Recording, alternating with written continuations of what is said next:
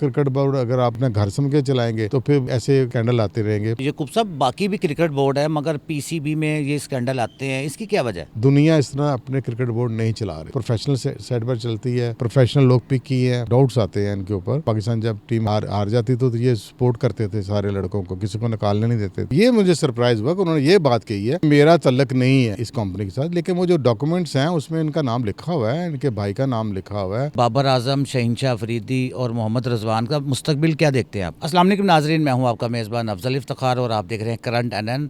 और आज हमारे साथ हैं पाकिस्तान के सीनियर स्पोर्ट्स जर्नलिस्ट मोहम्मद यकूब साहब। यकूब साहब पाकिस्तान क्रिकेट टीम के जो चीफ सेलेक्टर है उन्होंने इस्तीफ़ा दे दिया, बड़ी हिम्मत की है मगर डरते डरते उन्होंने इस्तीफ़ा दे ही दिया। आप इसके बारे में क्या कहेंगे? हाँ यार, अफजल साहब देखे, इसके अलावा इसके पास हल कोई नहीं था।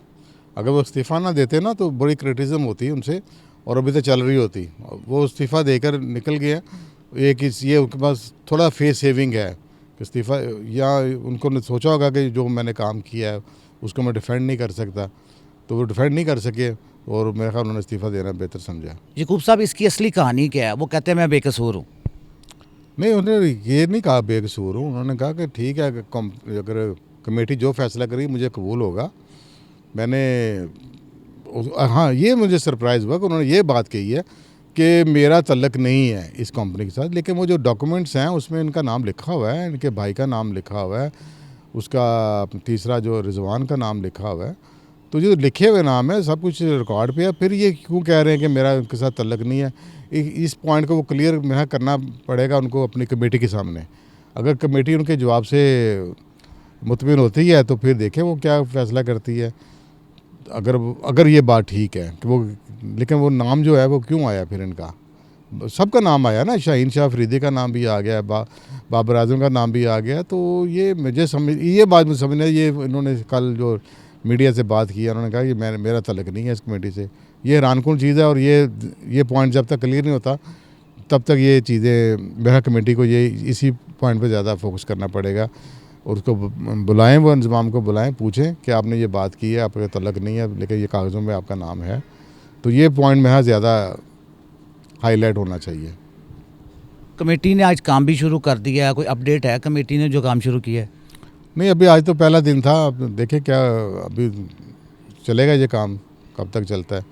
2-3 दिन तो लग जाएंगे, मुझे लगता है इनके काम में लगना चाहिए। ज़्यादा ये मुश्किल केस नहीं है, बड़ा ओपन शट केस है, कन्फ्लिक्ट ऑफ इंटरेस्ट है।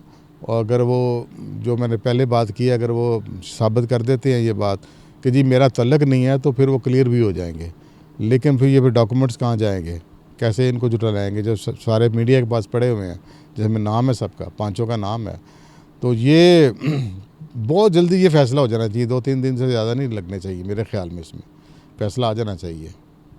यकूब साहब, बाबर आजम, शहीनशाह अफरीदी और मोहम्मद रिजवान का मुस्तकबिल क्या देखते हैं आप?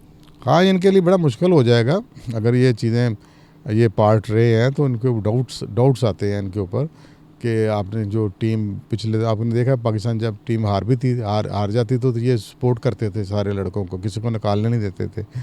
तो ये इसमें ये बात भी हो सकती है कि ये फ्रेंडशिप टीम बनाई गई थी, दोस्ती यारी में सब खेलते रहो, तो इसके पीछे कंपनी का इंटरेस्ट भी हो सकता है, इनके अपने ले रहे हो, इनको वो कमीशन मिल रहा हो। तो ये चीज़ें सारी फिर ना पंडोरा बॉक्स खुलता है।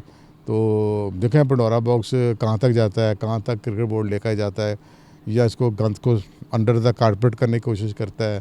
तो खुल जाए तो ये बहुत ज़्यादा बदनामी होगी, खिलाड़ियों की भी होगी, क्रिकेट बोर्ड की भी होगी। इसमें क्रिकेट बोर्ड की गलती भी बहुत ज़्यादा है कि इनको पता नहीं चल रहा ये क्या हो रहा है।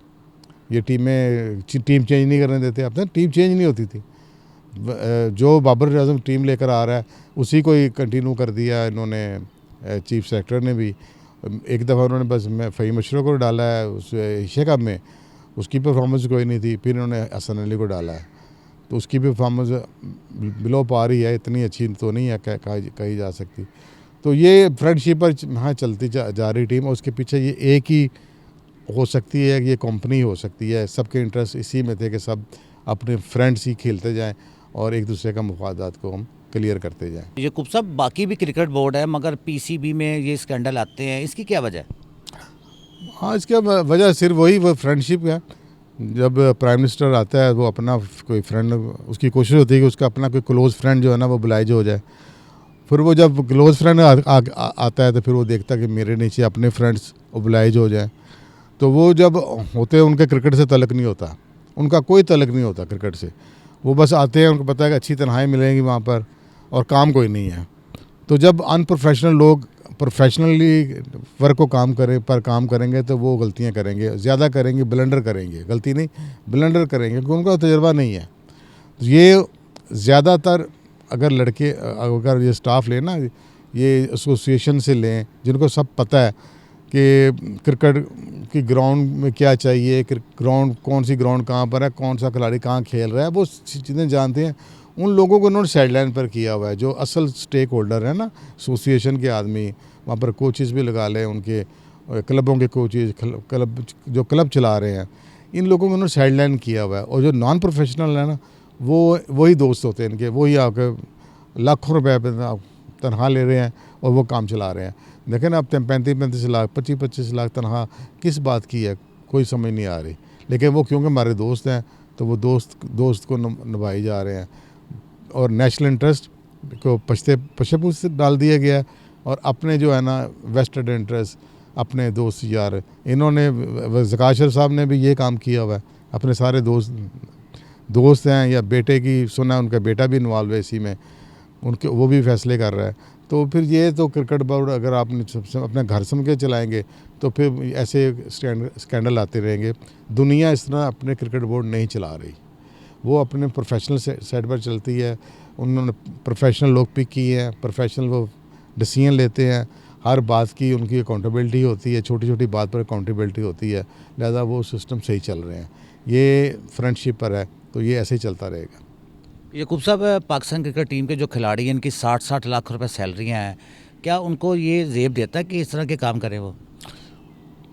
देखिए, जेब तो नहीं देता, हलाल रिज़्क थोड़ा भी मिल जाए तो बड़ी बात होती है। तो ये तो अब कहते हैं ना, वो हिर्स ख़त्म नहीं होती पैसे की। तो ये वो उसी चक्कर में पड़ जाते हैं, नेशनल इंटरेस्ट भूल जाते हैं, वेस्टेड इंटरेस्ट, पर्सनल इंटरेस्ट को प्रेफरेंस दी जाती है। जब आप नेशनल इंटरेस्ट ही भूल जाएंगे, जिसकी वजह से आप यहाँ तक पहुँचे हैं, कौम की वजह से पहुँचे हैं ना, पाकिस्तान को रिप्रेजेंट करते हैं, आपको सब इज्जत मिली है ना।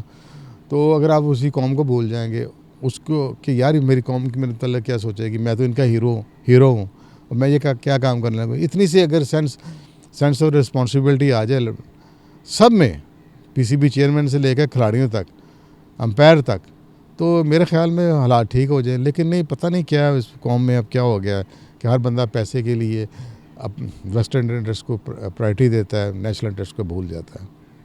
हम तो यही कह सकते हैं, अल्लाह ताला इनको हिदायत दे। इसी के साथ अफजल इफ्तिखार मोहम्मद यकूब को इजाज़त दीजिए। अल्लाह हाफ़िज़।